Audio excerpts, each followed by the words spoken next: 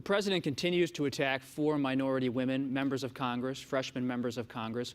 One of them is from your state, Representative Omar. Are you close to her politically? Are you friendly with her? I know her pretty well. She was a legislator in our state. We have some disagreements politically. I've made that clear. But that really isn't what the issue is right now. The issue is that he has chosen to go after 4 women elected members of Congress. He has chosen to tell them they should go home, basically, which is a racist code word in my mind, and he has specifically singled her out. She is, by the way, a mother of 3 children, one of them quite young. I don't know if she has security right now, but she in the past has had serious enough threats against her that a man went to prison. So my immediate concern for her is her safety. The second thing is that we stand up and call this out for what it is.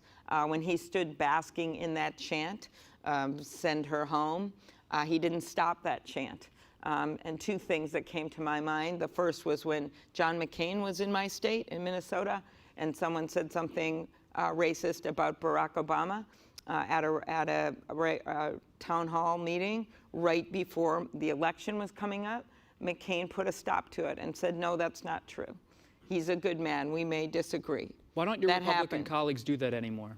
I don't know, but they have not done that. You should ask them. I think it's because they don't want to piss him off, so if I could be blunt. I'm known as being blunt, so that's what it is. Okay, so. We welcome that here today. Thank you, yes. Okay, then the second thing about this, beyond her security, beyond that we should be standing up clearly against this, not just Democrats, but there's really 2 more things to learn from this. The first is that when he says this thing, it infiltrates through our society.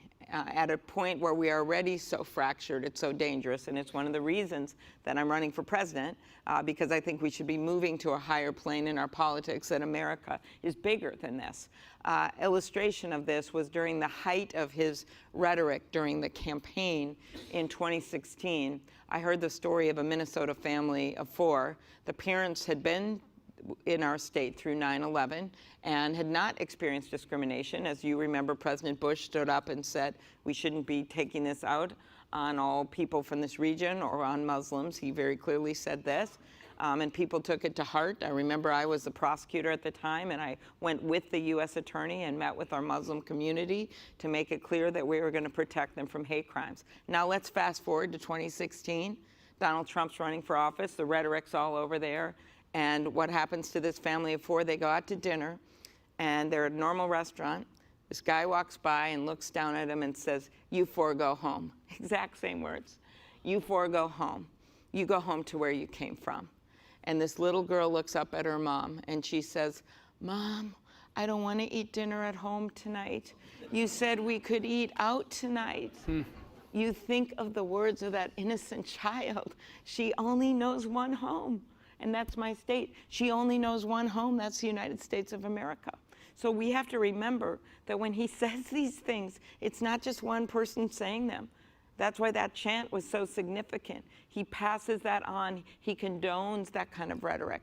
And the final and last thing that is, to me, the most important, is that he does this to distract people from what I hope we're going to talk about in our remaining time, and that is the issues before us. I have a quote from Toni Morrison that actually Congresswoman Omar put on her Twitter feed, and it says, the very serious function of racism is distraction. It keeps you from doing your work," right? And that is what he's doing. And we just have to remember that every day it's a trap. Yes, you stand up, but you have to acknowledge that it's a trap, because he doesn't want to talk about the broken promises and the 10,000 plus lies that this newspaper has documented, the broken promises littering the carpet of the Oval Office. He doesn't want to talk about that because that's what really makes the people that voted for him, that aren't the ones at the rallies, that's what makes them step back and think, maybe I should vote for someone else. This is the pharmaceutical prices that have been escalating and going through the roof. This is the fact that he hasn't done anything on infrastructure when he promised it. This fact what we just talked about on Iran. So it's really important, as hurtful as what he says is, to respond, but then to remind people why he's doing it. It is not just to rally up his base. It's to distract from other issues. If you were the Democratic presidential nominee,